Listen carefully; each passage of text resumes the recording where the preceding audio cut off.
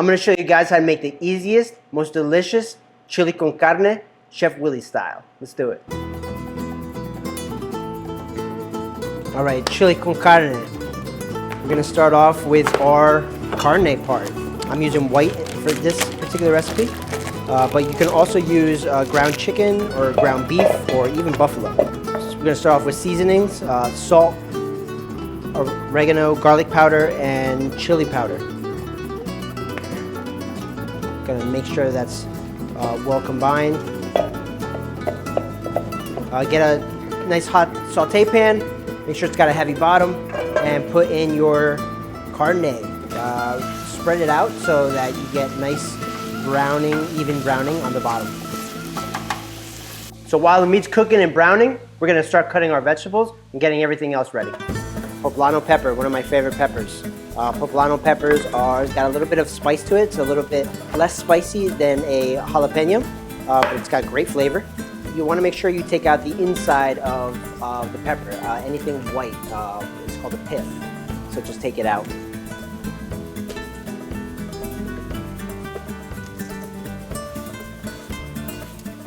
If you don't take it out, you're gonna get like a bitter taste. You know, not something you want.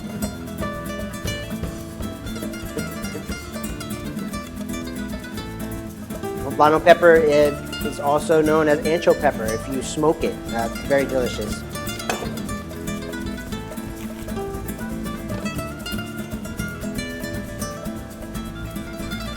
With any pepper, there's an inside and an outside part, the waxy part on the outside and the non-waxy part on the inside. You want to cut in the inside.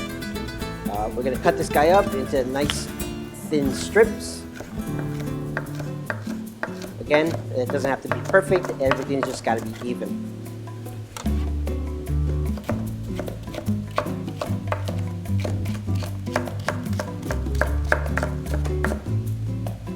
So when you cut them in strips, then just cut them crosswise just to get nice small dices.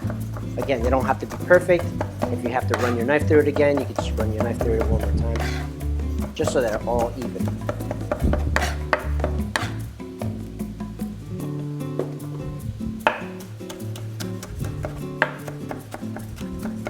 Throw that off to the side, and now we're gonna start with our rest of our peppers. I had a couple peppers left over.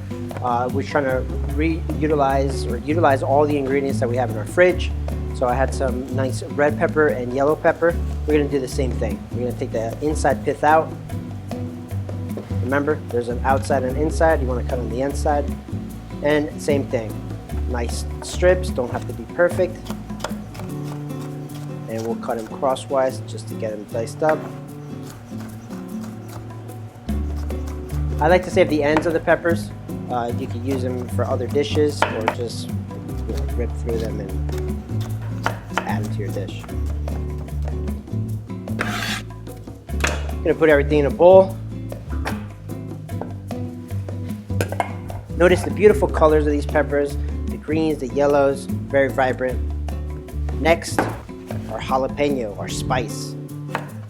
We're gonna do the same thing and treat it as any other pepper. If you like the spice and you like the heat, don't take this stuff out. Leave it in there and just chop it up with it in there. The pith on the jalapeno is actually gonna give it more spice. I'm a pansy, so I took them out.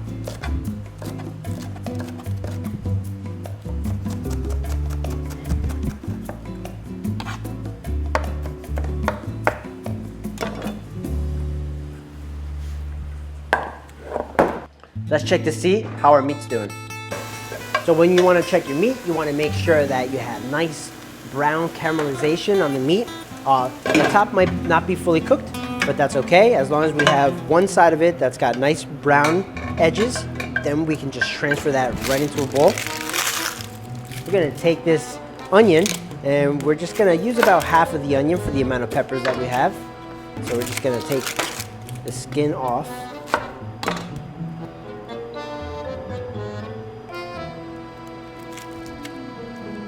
Dice up your onions about the same size as you did your peppers so that everything cooks the same.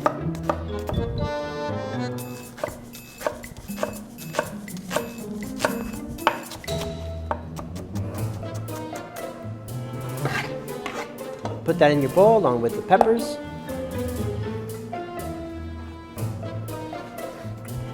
Okay, so now we're gonna add our secret ingredient, the fennel. Fennel is one of my favorite ingredients.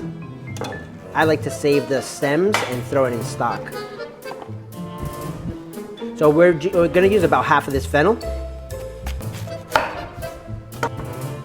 And you wanna take off the inside core of it. Easy way of doing it, just cutting a little triangle along the inside of it, cutting a triangle, and just ripping it out.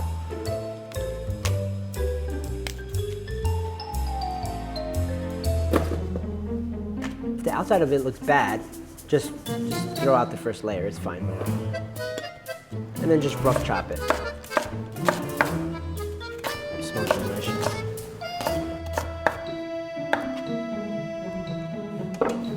Add that to our bowl.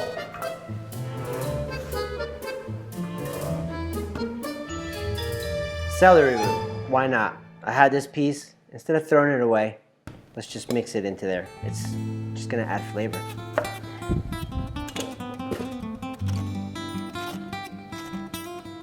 It's a little hard to deal with. It's kind of on the hard side, but as long as you have a good peeler, you can peel the outside and then just cut it up.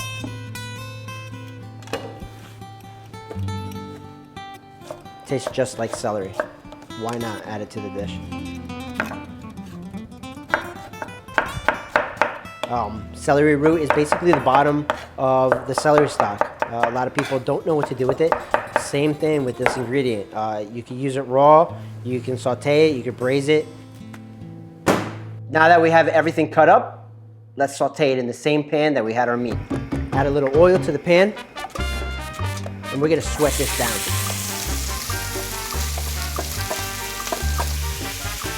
I'm gonna drop the temp to low, let it sweat out.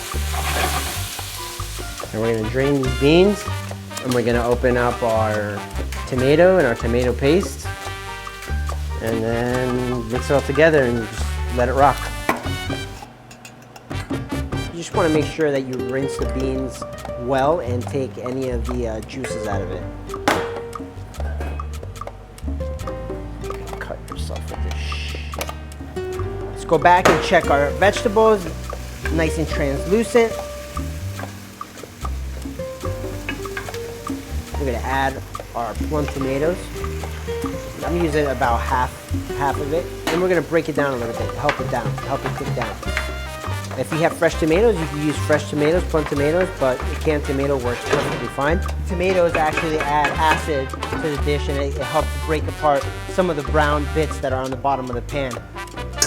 We're also gonna add a little bit of tomato paste, about half a teaspoon.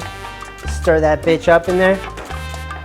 And some stock. Make sure you add enough stock so that you don't burn it. You might want to add a little bit more than I just did.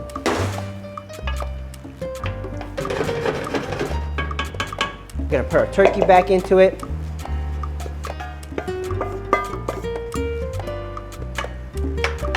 Mix it all up. Make sure you have enough liquid. This is what you want, nice chunky pieces. Chili's meant to be rustic, so it's okay if you have big pieces in there. It'll break apart as it cooks, but this is exactly what you want, a nice, hearty chili. And that's about it. Just cover it, simmer it on low for about 20 minutes, and then add your beans at the end, and you're ready to eat a delicious chile con carne.